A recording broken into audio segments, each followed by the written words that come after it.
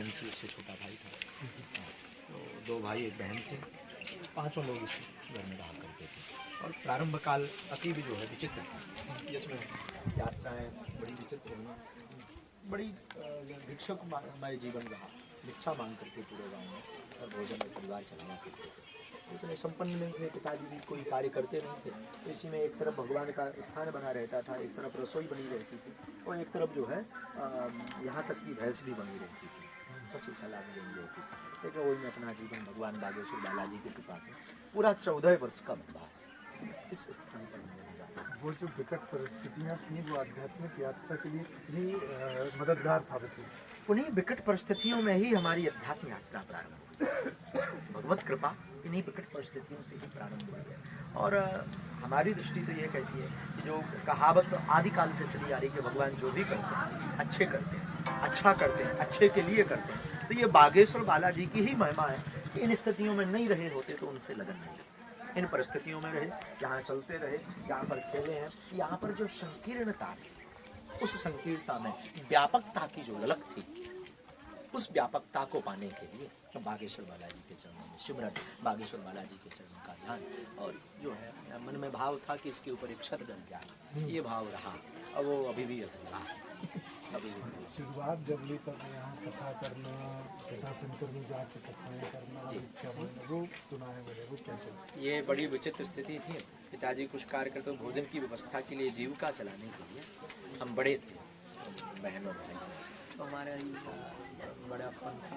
उसमें बड़े होने के कारण पूरी जिम्मेदारियाँ खुद के ऊपर भी। माताजी हमारी सहज भाव थी, पिताजी को कोई लेना देना नहीं रहता था।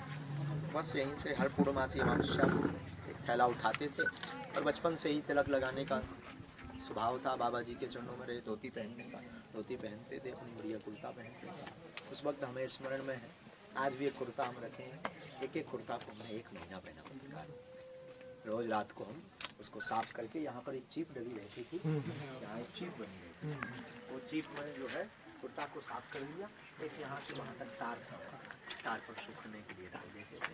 तो वहाँ से सारा सूख गो, उस सुबह से उसी को पहन करके अध्ययन करने जाते थे, और उसी को पहन करके अमावस्या पूर्णमासी गाँव में घर घर जा करके भिक्षा मांगते। वो जीवन जो सिखा करके गया वो कदापि न भूल सकता, न भुला पाऊंगा।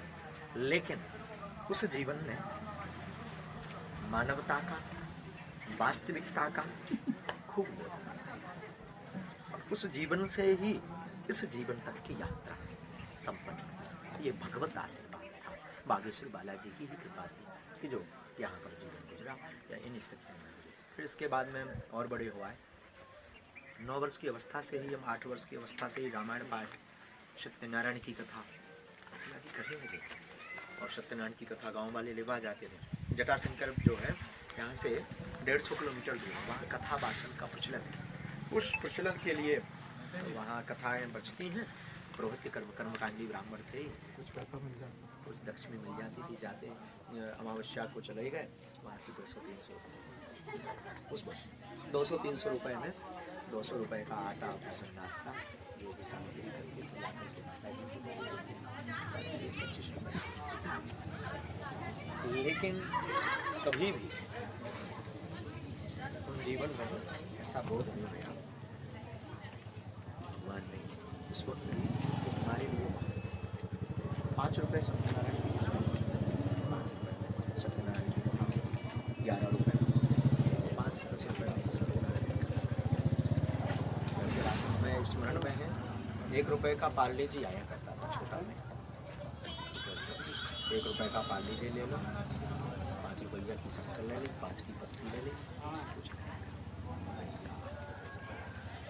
लेकिन यहाँ का स्मरण हमारी जीवन में यही ना यहाँ का स्मरण भूल सकते, ना वो यहाँ का बना। खूब खेले बड़े, खूब बड़े भय, यहाँ खेले, स्मरण करके यहाँ बैठना, हमारा स्मृति में ध्यान लगाना, सायंकाल रोज कीर्तन करना। यहाँ जो है एक लकड़ी का बाड़ा, लकड़ी के बाड़े में बैठते रोज कीर्तन करना, हरि स्मरण, भगवत स्मरण। पूज्य दादाजी को, तो दादाजी का जो है ना, यहाँ से कीर्तन